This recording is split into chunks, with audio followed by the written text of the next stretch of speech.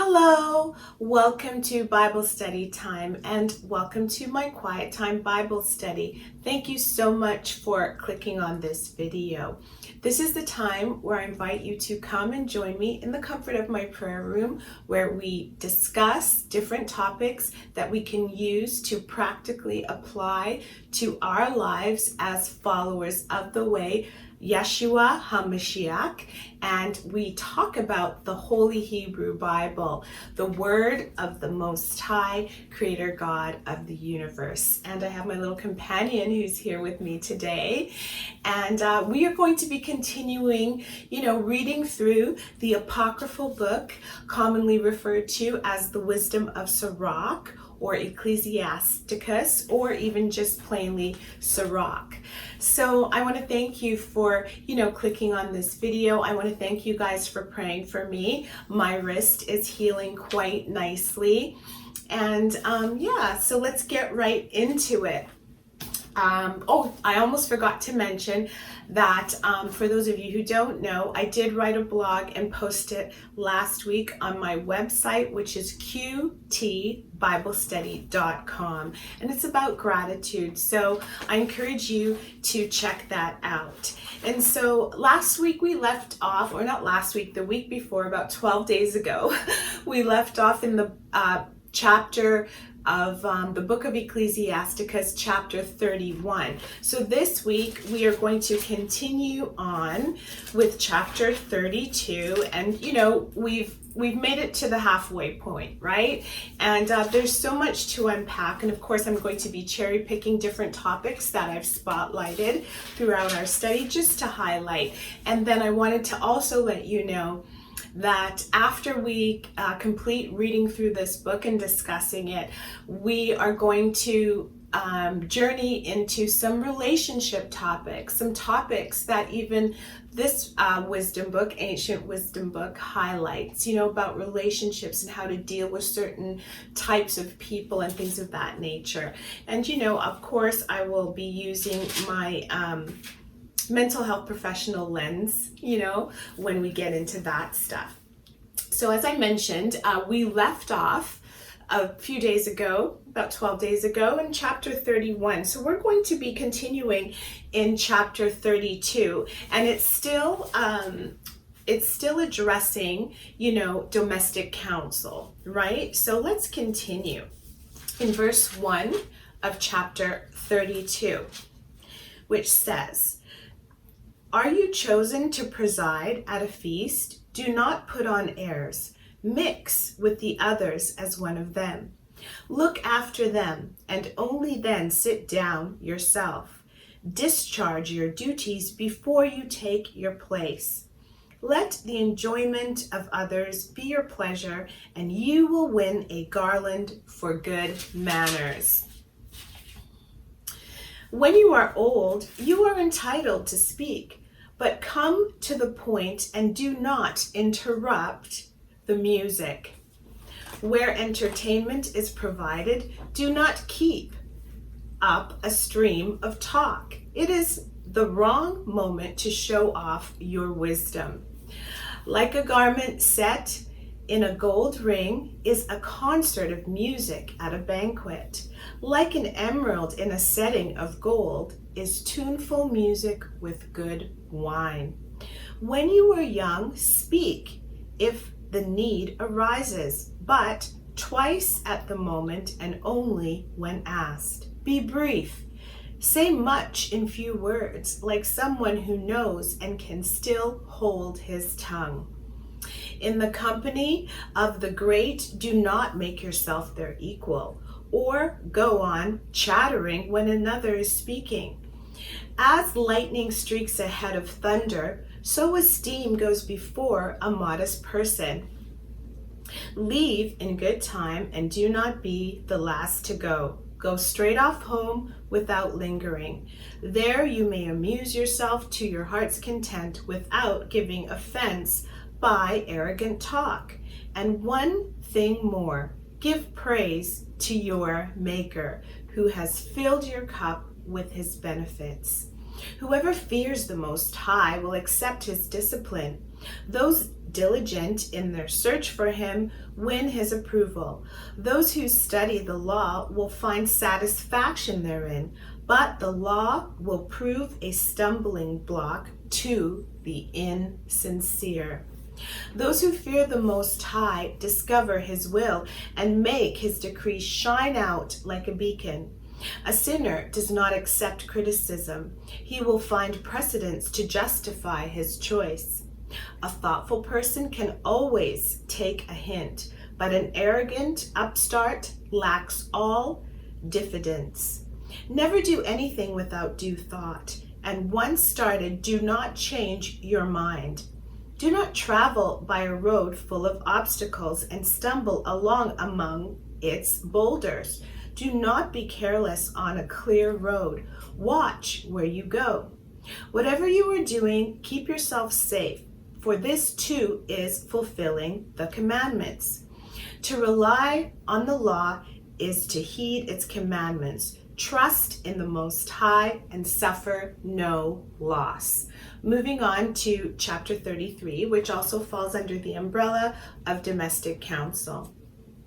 No misfortune ever befalls him who fears the Most High. In trials, he will be rescued. Time and again. Someone is moving closer to the camera. Okay. A wise person does not hate the law, but he who is insincere about it is like a skiff in a squall. A sensible person puts his trust in the law, finding it reliable like the oracle of the Most High. If you want a hearing, prepare what you have to say. Marshal your learning, then give your answer. The feelings of a fool turn like a cartwheel, and his thoughts spin like an axle. A sarcastic friend is like a stallion, which neighs no matter who is on its back. Why is one day more important than another, when every day in the year has its light from the sun? It is by the Most High's decision that they were distinguished. He appointed the various seasons and festivals. Some days he made high and holy, and others he assigned to the common run of days. All mankind comes from the ground.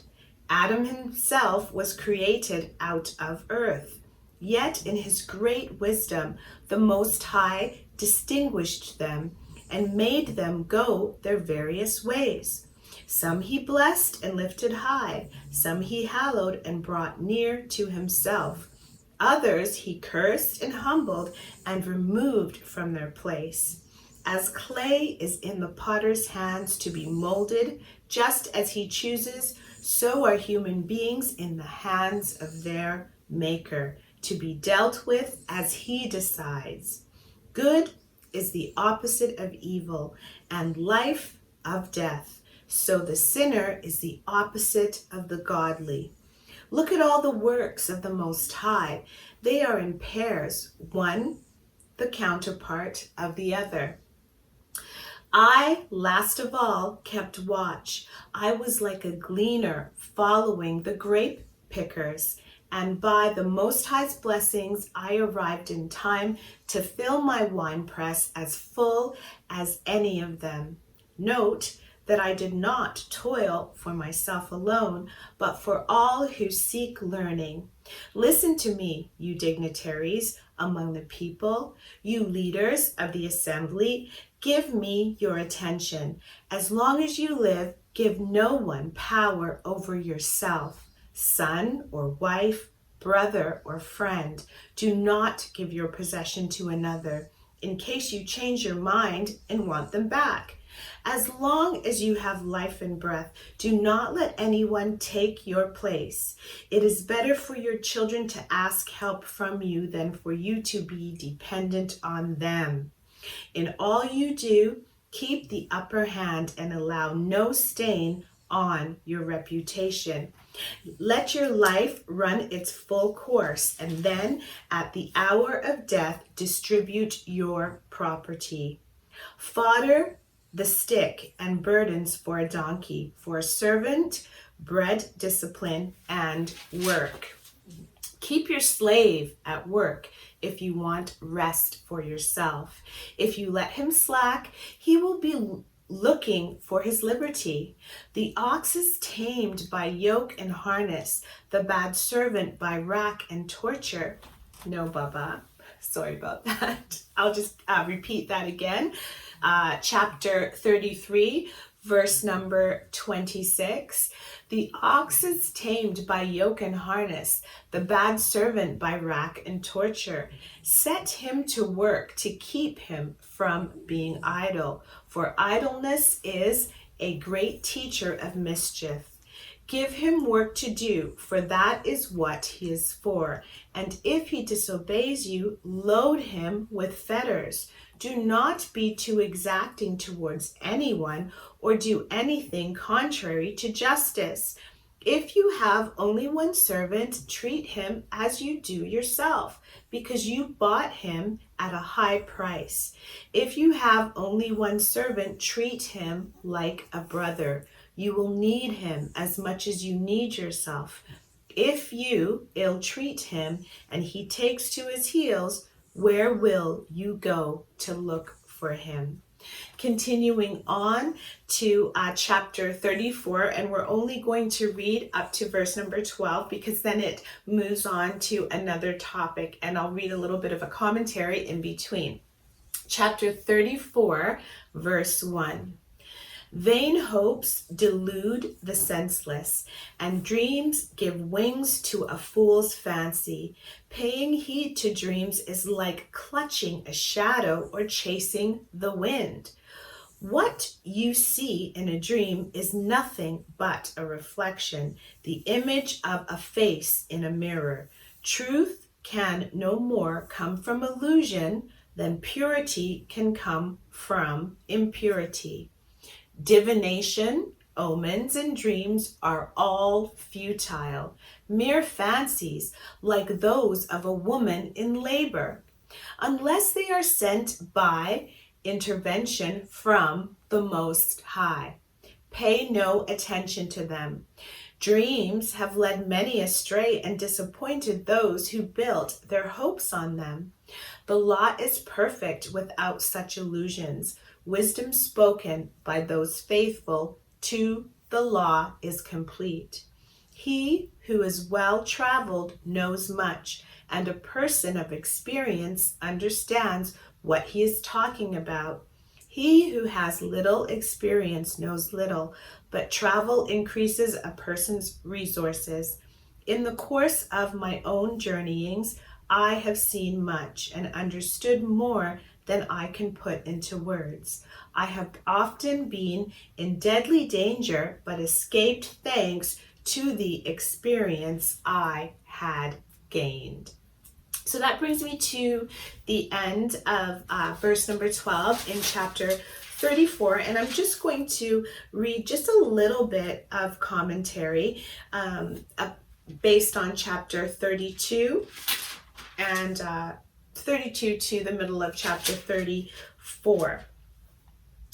And it also talks about, we will discuss chapter 31 when I wrap up and give a summary of everything. I won't go into that right now. But when it comes to what we just read based on chapter 32, it talks about the right of the old to speak first was widely recognized, during the time when this wisdom literature was written.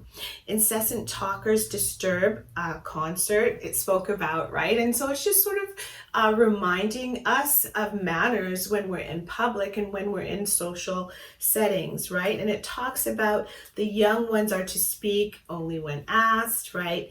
And it says here, the poem closes on a religious note, and it talks about, at the end of it, you're supposed to sort of guard yourself by those principles, those same principles as you would when you are, discussing things and just, having a relationship with your maker. Those are the same types of principles we're supposed to exert when we're in public and when we're in social circles. And, I'm such a fan of manners and etiquette. So I really do appreciate the fact that it's also highlighted in the word of the Most High Creator God.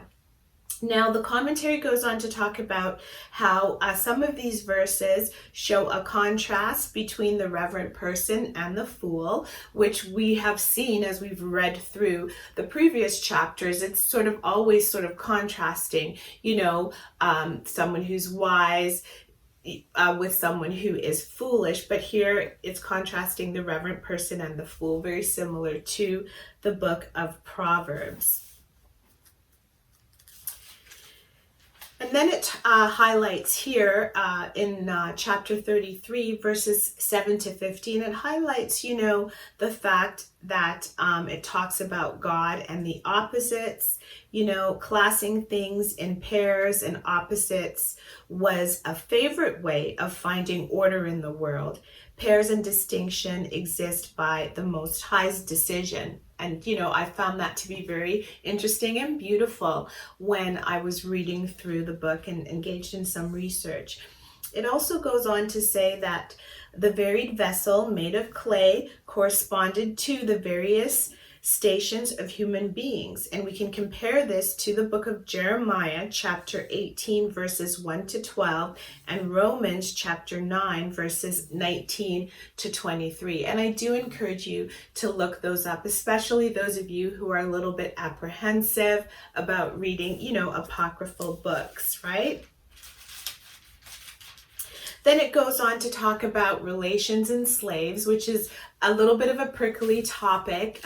There's a lot of debate about it, about whether or not the Most High Creator God sanctioned, the owning of slaves in Scripture. And of course, my people, from my culture, definitely have a really traumatic history when it comes to slavery, particularly in the Caribbean, where my ancestors were brought to. So let's continue on in chapter number 34, and I'm going to continue in verse number 13, and now the heading says true piety, so it should be very interesting. Beginning in verse number 13 of chapter 34, those who fear the Most High will live, for their trust is in Him who can keep them safe. Fear the Most High and have nothing else to fear. He whose trust is in Him will never be daunted. How happy is he who fears the Most High. He knows where to look for support. The Most High keeps watch over those who love Him. He is their strong shield and firm support, a shelter from scorching wind and noonday's heat, a safeguard against stumbling, a help against falling. He raises the spirits and makes the eyes sparkle. He gives healing and life and blessing. A sacrifice from ill-gotten gains is tainted, and the gifts of the wicked win no approval. The Most High has no pleasure in the offerings of the godless, nor do countless sacrifices win His forgiveness. To offer a sacrifice from the possessions of the poor is like killing a son before his father's eyes. Bread is life to the destitute, and to deprive them of it is murder. To rob your neighbor of his livelihood is to kill him, and he who defrauds a worker of his wages sheds blood. When one builds and another pulls down, what have they gained except hard work? When one prays and another curses, which is the Most High to listen to? Bathe after touching a corpse, and then touch it again, and what have you gained by your washing? So it is with the one who fasts for his sins, and goes and repents his offense. Who will listen to his prayer? What has he gained by his penance. And of course, I have to stop here and just speak about, a few verses beginning in verse number 13 of chapter number 34, because I really found that to be so beautiful. And of course, I've read it previously, and it's just reminding me again, of the fact that when we trust the Most High, He keeps us safe, It talks about the fact that we will never be daunted, and we will have that happiness, that joy of the Lord that is so often spoken about. He keeps watch over us who love Him, and when I say love, it's not just a feeling. How do we show love? We show love by our actions. And how do we show love to the Most High Creator God of the universe? By keeping His laws, statutes, and commandments, and following His will and the guidance of the Ruach HaKodesh, the Holy Spirit, who brings us into all truth. And, I've really been clinging to scriptures like that as of late. And, I just love the fact that this shows me that I can rely on the word of the Most High to sort of bring me through those circumstances that can be a little bit unpredictable, especially in today's society with its unpredictable rules and things of that nature, and a society where the goalposts just keep on shifting and we don't know what's going on. It's almost like we live in a schizophrenic society. And I say that, in the kindest way, not to place judgment on anybody who struggles with a mental health illness, but when the powers that be are behaving in that way, it can leave you feeling very uncertain about what's going on when they have control over certain things in your life. Speaking of, the powers and control. So I found that to be a really, really beautiful chapter that I cling to, especially when it talks about the Most High keeping watch over us. I'm just going to wrap up today by reading one more chapter, chapter number 35, and then we'll continue with our reading next week. So let's continue on in chapter 35, which says, beginning in verse number 1, "To keep the law is worth many offerings. To heed the commandments is a shared offering. A kindness repaid is a grain offering, and to give alms is a thank offering. The way to please the Most High is to keep clear of evil, and to keep clear of wrongdoing is to make atonement. Yet do not appear before the Most High empty-handed. Perform all the sacrifices, for they are commanded.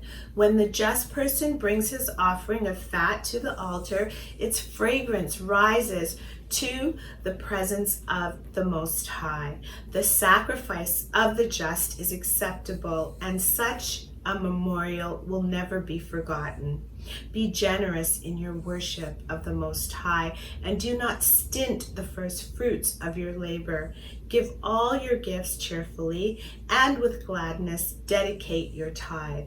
Give to the Most High as He has given to you, as generously as your means allow. For the Most High always repays, and you will be repaid 7 times over.